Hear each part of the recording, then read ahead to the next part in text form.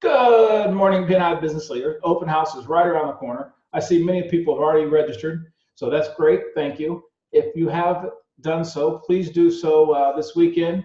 Talk to them, make sure they're coming, and then put them on the website and register. Nancy's got a video coming out that shows you how to do that. Why do this? It helps with the overall customer experience. They'll get a system-generated email from BNI. They'll get a personal email from myself, and it just makes them feel more engaged from the start. So reach out to them by Monday, check in on them, see if they're coming, encourage them, say, hey, looking forward to having you. Bring plenty of business cards, remind them $10 at the door.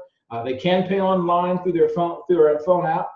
And so again, let's get them engaged and let's have a really big open house. And speaking of having a big open house and having fun, remember costumes, costumes, costumes. So, dress up something pertaining to your business, pertaining to your seat in the chapter. I've got thoughts for Alton already, but guys, come on, let's have some fun and let's make some money.